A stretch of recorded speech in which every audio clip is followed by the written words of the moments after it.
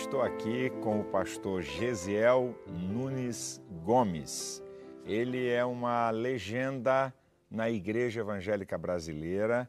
Pastor Gesiel tem 57 anos como ministro do Evangelho e há 65 anos é pregador da Palavra de Deus. Eu considero o pastor Gesiel como o mais profundo pregador das Escrituras que nós temos no Brasil. Mas é uma honra e um prazer ter o senhor aqui. Muitíssimo obrigado, pastor. A honra é toda minha de poder estar ao seu lado. Desde a minha juventude, Deus me deu a oportunidade de estar colecionando anotações. Meu pai foi um homem que leu a Bíblia 260 vezes. Repete.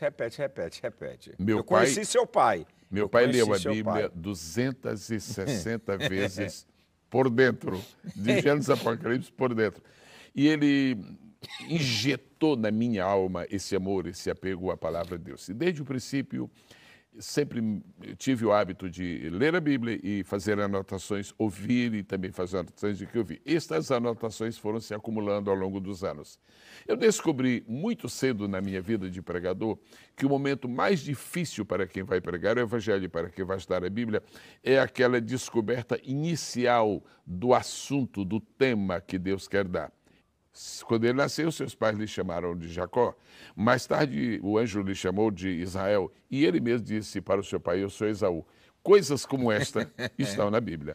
Aquele início, o que esse versículo tem que eu posso desenvolver aqui uma mensagem, que eu possa desenvolver uma temática? Exato, esse é o objetivo. O ponto de partida. O ponto de partida.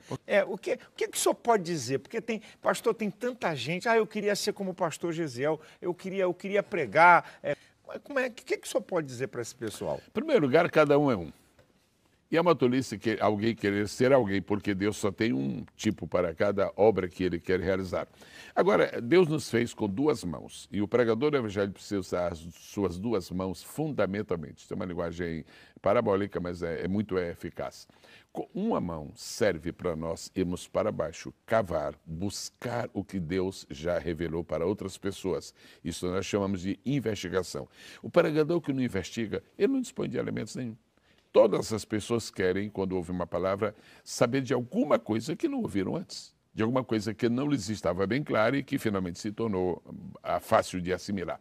A mão que vai para baixo é a mão que investiga, mas existe uma outra mão. A mão que vai para cima é a mão que busca a revelação. O segredo da eficácia na pregação é essa conjugação. Se a pessoa somente busca aquilo que já existe, a investigação, ele se torna, na verdade, um teórico na exposição da palavra. Agora, se ele busca somente a revelação, ele pode se tornar um pouco fanático. Essa mescla faz com que nós recebamos a palavra com precisão. A investigação e a revelação. Agora, quando a investigação e a revelação se encontram, o pregador precisa de um terceiro elemento, a inspiração, sem a qual você não consegue também sucesso. Em algo prático, qual é a instrução que o senhor dá? Em primeiro lugar, conheça a Bíblia. Conheça a Bíblia. A Bíblia é o livro de Deus e não existe alternativa para ela. Por exemplo, quando eu estou comentando o primeiro conto de Jesus com Simão, Jesus disse assim, tu és Simão, filho de Jonas, tu serás chamado Pedro. Não precisa ser um teólogo para entender este versículo. Agora precisa de graça para explicá-lo. Em 1 minuto, Jesus disse 3 coisas para Simão. O teu passado, tu és filho de Jonas. O teu presente, tu és Simão. O teu futuro, tu serás chamado Pedro. Aí está a mensagem. Esta é a noção básica. Agora, o que existe hoje de complicado no púlpito, pastor Silas, é que as pessoas acrescentaram um quarto elemento. Eu falei, o senhor repetiu, investigação, revelação e inspiração. Eles incluíram um quarto que Deus não aprecia, especulação. Pregador do Evangelho não precisa de especular. Eu vou colocar com muito respeito um quinto. Manipulação. Porque isso para mim, e lamento, pastor, isso é uma vergonha no movimento pentecostal.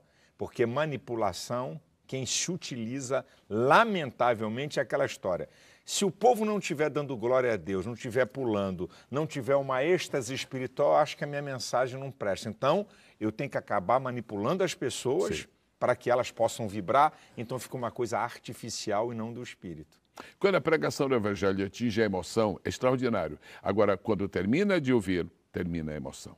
Quando atinge o entendimento, ela Perfeito. prossegue. Ela prossegue. E é preciso isso, mensagens das quais a pessoa pode se lembrar 1 ano, 2, 3, 4, 5, 10 anos depois. E é uma característica sua, falar palavras que podem se lembrar mais tarde, alguns anos depois.